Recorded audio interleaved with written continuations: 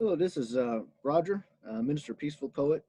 I haven't written a poem in a couple days and feeling kind of blow, and I imagine a lot of people out there are. So I needed to make this video, and the name of this video will be Orange Man. The reason I'm naming it Orange Man, well, you'll see. Um, when it comes to prejudice, hatred, bigotry, all those kind of things, I'm an expert. And when you hear CNN News and MSNBC and all these other mainstream media outlets quoting experts, well, they could quote me because I'm one of them. I'm 61 years old and I've seen more hatred and bigotry than you could possibly imagine. I've experienced it more than you could possibly imagine. I've almost been killed twice in my life over this kind of thing. Um, and that's what I'm telling you about so that maybe you might understand prejudice. When I was in kindergarten, and this probably would have been, let's think what year that might have been, just so you have some perspective. That was probably 1960, it was in the 1960s, early 1960s, I guess. I was in kindergarten. And me and this black girl, we became really good friends. We just hit it right off. We became really good friends. And things were very different back then. Kids weren't raped and murdered and kidnapped like they are today, or at least we didn't know about it back then. So we were a lot freer back then. We could just run around, do whatever we wanted to. People didn't worry about us like they do today. So, anyways, she had invited me over to her house. And I don't remember, but I probably asked my mom, I said, Mom, is it okay if I go to my friend's house? And she probably said, Yes, sure, go ahead. And she didn't ask me where or what or anything. And so and here's this kindergartner, this little tiny kid, and I venture into this black neighborhood to visit my friend in kindergarten. And I met these two black giants, and that's the way I could only describe them back then. When I was that little, to me, they were giants, and that's the way I felt. They were two big giants. And they just beat the crap out of me. I mean, they started pushing me and shoving me and asking me why I was there, and I tried to explain, but they wouldn't let me talk. And they just slapped me and pushed me and grabbed my face and said if I wanted to be a black person, then they shoved my face into a mud puddle and practically drowned me in there. And I swallowed mud and had a bloody nose and bloody mouth, and I thought for sure I was going to die in that mud puddle. And I cleaned myself up at the park as best as I could and went home, and I just never told anybody. And I went back to school the next day. Um, my friend there apologized to me. Apparently, those two giants was her older brothers and sisters. She knew about it. I didn't know it was her older brother and sister. I didn't know who they were. I didn't know why they beat me up. And she said her mother got after them, and she asked me if I would go to her house again. And I said no, I ain't going to your house again. No freaking way. But she got pretty angry at me, pretty angry, and she started accusing me of being prejudiced and hating black people and stuff like that. And I'm thinking to myself, we were friends. We were friends. How did I hate black people? We were friends. And I was the one that's been victimized here. But, that's life. And that's unfortunately the way it goes. So we were never friends again after that. That was the end of our friendship. Pretty damn sad. And so, and, when I was a little kid, I stuttered when I was in first grade. And I'm like, why did I stutter? But now I think back, and I was like, that's probably why. That's probably what did it. That's probably what did it. That's probably why I stuttered. That was a pretty traumatic experience for a kindergartner. And so when I was in the Navy, I could tell you lots of stories. I'm going to tell you a few. I could tell you lots of stories. Because again, like I'm telling you, I'm 61 years old. I've been around. I've seen a lot of shit. So I was in the Navy, And I watched a movie uptown, and I accidentally left my car, uh, left the lights on in my car, so the battery was burned out, so I couldn't start the car, so I had to walk home. And while I was walking home, a couple black kids jumped me, one with a crowbar and the other one with a nightstick, and they just beat the hell out of me. And I thought I was going to die. Everything was getting black, and I couldn't stand up any longer.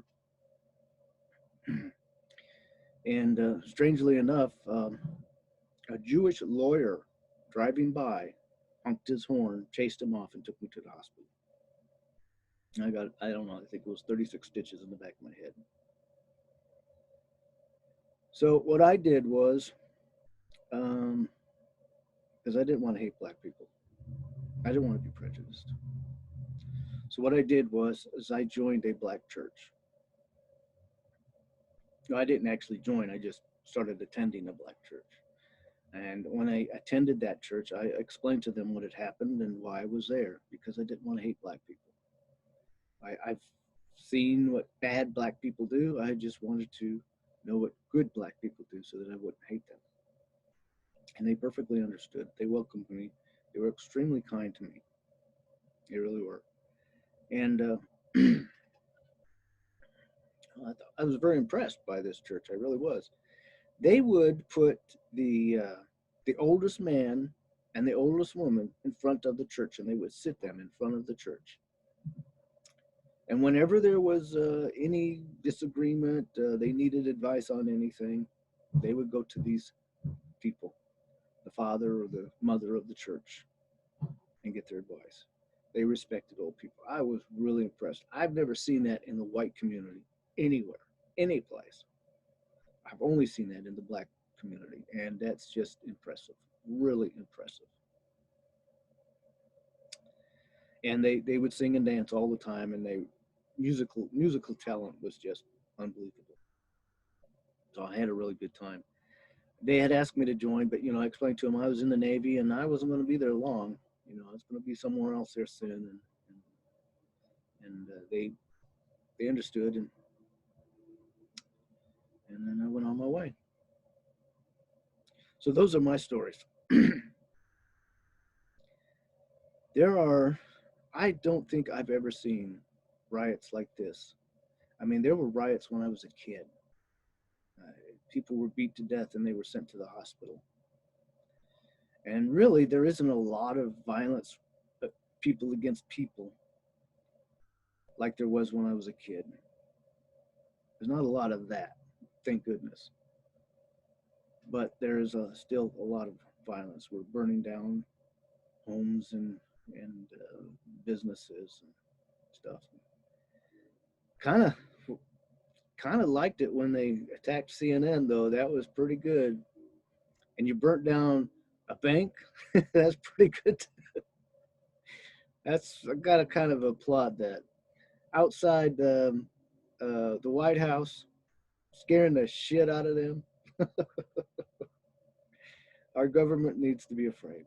Our government needs to be afraid. So I am kind of that kind of impresses me.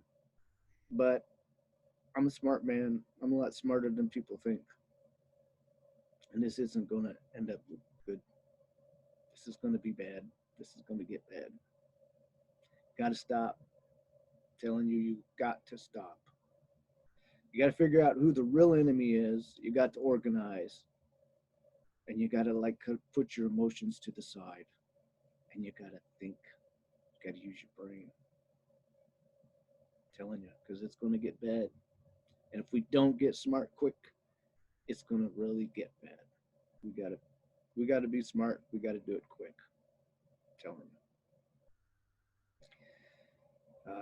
you. I called this Orange Man because Orange Man is very popular. And so if I named this video Orange Man, people will watch it. Pretty smart of me, huh? I'm pretty smart. There's a lot of hate. There is a lot of hatred out there. And I'm going to tell you something. They blame everything on Trump. Everything's Trump's fault. But you don't know They used to blame everything on Bush. I'm sorry. They used to blame everything on Obama. Everything was Obama's fault. And then before that, everything was Bush's fault. I was kind of part of that movement, I'll be honest. But they're just the president of the United States. They don't run things. They really don't. We just vote for them. That's it. It's all a stage. It's none of it is real. They just do as they're told because if they don't, they won't stay in office. That's why Nixon was impeached because he didn't continue on the Vietnam War like they wanted him to. So they impeached him. And that's the way it works. If you don't, JFK was murdered. So they don't run things. So focusing all of your energy on Orange Man is just you're falling into the trap that they've created. They've created this trap and you're falling for it. If we all focused on the real enemy, the people who are really causing all this trouble, and fought them, we would win. But instead, they throw this straw man in front of us, and they say, "Hate him, hate him, hate him," and he ain't the one. He ain't the one. He ain't it.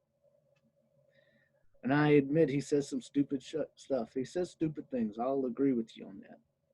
You can't hate someone for saying stupid stuff, even if they are the president of the United States. You can't hate them because they say stupid stuff. That's no reason to hate somebody. He's done some good things too, and unfortunately, you don't know about those good things because you never hear about them because mainstream media doesn't talk about it. All they talk about is the bad stuff he says. He says something stupid, and it's on mainstream media everywhere, everywhere. And do you believe mainstream media? Really? Seriously? They lied to you about Iraq. Remember that? You can't just keep believing them. You can't keep following them. You just can't keep listening to them. They're lying to you. They're making this shit up. And they're leading you along, and you're just a fish on a hook. So don't be stupid. Don't be stupid. You can, I don't care who you vote for. I've been around for a long time. I've seen this all my life. I don't care who you vote for. Nothing changes. The rich man just keeps getting richer, and the poor just keep getting poorer. And it continues on and on and on. It don't make no difference who you vote for. It just keeps happening. It's been happening my whole life, and it's going to continue to happen. It don't make no difference who we put in office. I've been voting all this time, and I don't know. I might vote again. I'm getting kind of tired of it, but it's not the solution. When they say, "Oh, don't get angry, vote," bullshit. It doesn't do any good. We need to use our head. We need to use our head. We need to investigate, learn who the real enemy is. Why are the richer? I mean, I'm not an expert. I'm not an expert when it comes to I'm an expert when it comes to prejudice and racism and hatred. Yeah, but I'm not an expert when it comes to the economy. I don't understand it. It confuses me. How is it that the economy collapsed and these people still get richer? I just I can't explain that. That's just a mystery. But they obviously know how to do it. They've been doing it all this time, and they are doing it. And they are the enemy. A small group of white people who are running the show behind the curtain. One of them is Bill Gates, and there are others, and I don't know all their names. I don't know all their names, but we need to learn. We need to know who the enemy is, and those are the ones we need to be protesting against. Those are the ones we need to be fighting. We need to do it smart. We can't be stupid. And that's the reason. And see what's going on here is there is a lot of hurt out there. I mean, I told you my stories, right? And there is a lot of hurt inside of me. I've attempted suicide on a couple of occasions. There is a tremendous amount of hurt inside of me. I'll be honest with you. And it's there and it ain't going away. It'll always be there. And as you get older, you collect more pain, unfortunately. But there are good things too. Good memories. And that's what we got to hold on to is the good things. And that's how we stay alive. But I'm saying this because I'm not the only one. I am not the only one. There are many of us, probably half the population, have been hurt terribly. and they have a lot of hurt inside of them. Probably a good half of the population or more. So there are many of us.